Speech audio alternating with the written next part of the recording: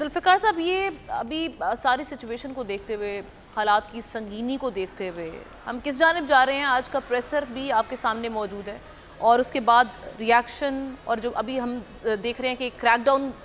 बढ़ चुका है पीटीआई के अगेंस्ट और उसमें तेज़ी आ चुकी हुई है। आमना, ये तो आनी थी, इसलिए कि इससे पहले तक हम प्रोग्राम में बात करते थे या मुख्तलिफ टीवी चैनल्स पर हम बहुत सीनियर जो तज्ज़ियाकार हैं उनकी ये बातें सुनते थे, जो बहुत बाखबर होते हैं, जैसे दानिश साहब हैं, उनको पता होता है कि टेम्परेचर, उस तरफ का टेम्परेचर क्या है, पॉलिटिकल पार्टीज़ का टेम्परेचर क्या है। तो ये होना था,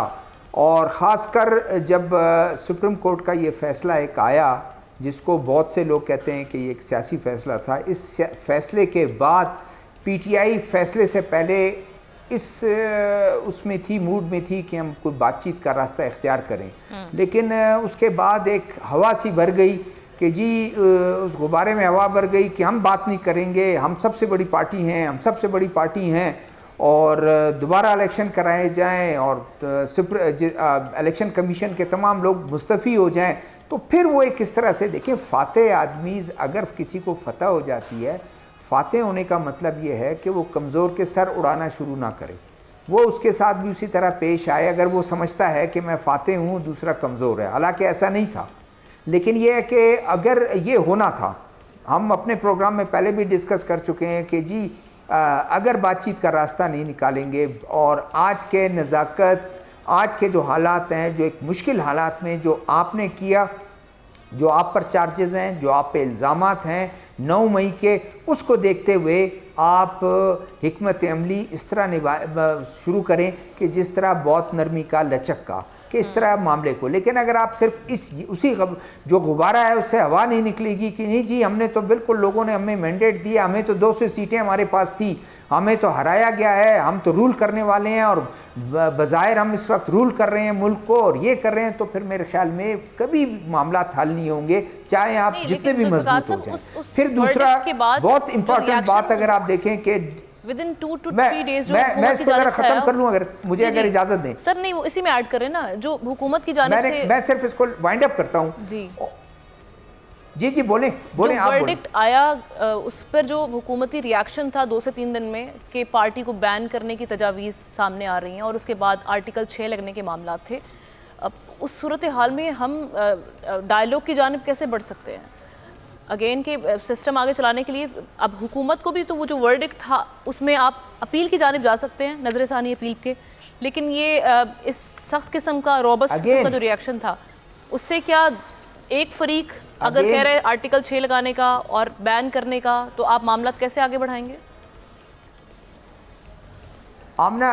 अगेन बात यह है कि अगर आप बातचीत के लिए रास्ता थोड़ा सा वो करें तो दूसरी पार्टी इतनी मजबूत नहीं होगी, इतनी उनके सख्त गिर नहीं होगी, हॉकिश उसका वो एटीट्यूड नहीं होगा। लेकिन अगर आपके मामला खुद आप ये समझें कि सुप्रीम कोर्ट के फैसले के बाद हम इतने मजबूत हो गए हैं और ये गवर्नमेंट जो है इसको हम हवा में उड़ा देंगे और ये गवर्नमेंट बिल्कुल ख़त्म हो जाएगी, हमारे सामने पाश हो जाएगी, और हम इस तरह, तो मेरे ख्याल में वो बिल्कुल फिल्मों वाला ही डायलॉग है कि हम एक अपने जो है ना वो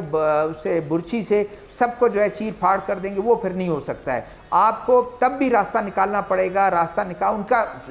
सख्त, अगर गवर्नमेंट का कोई सख्त रवैया है, आप तो अपना लचक तो लेके आए ना, तो लोग आपके साथ देंगे, दूसरे जो दरमियान के जो लोग हैं वो आपके साथ देंगे। इस वक्त जो दरमियान के लोग, पीपल्स पार्टी कल तक बड़ा नरम गोशा रखती थी, लेकिन आपने उनको चोर, डाकू, पता नहीं क्या क्या कह के आपने अपने से दूर कर दिया। तो रवैया आपका सियासी नहीं है, जब आपका रवैया सियासी नहीं होगा तो फिर आपका कोई साथ नहीं देगा। हमवार यही आप रास्ता हमवार करें कि आप अपने साथ पार्लियामेंट में बैठे हैं, रवैया खुला। और मैं जो बात करना चाह रहा था,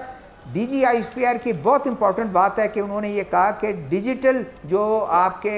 दहशतगर्द हैं, यानी आपके लोगों ने जो अभी तक प्रोपेगेंडा बंद नहीं कर रहे हैं फ़ौज के ख़िलाफ़, तो फिर हम कैसे बात करें और फिर कैसे सख्तियां कम करें। शायद फिर ये एक बहुत ही एक्सट्रीम में ये उठाना पड़ा, लेकिन मेरा ये है कि आप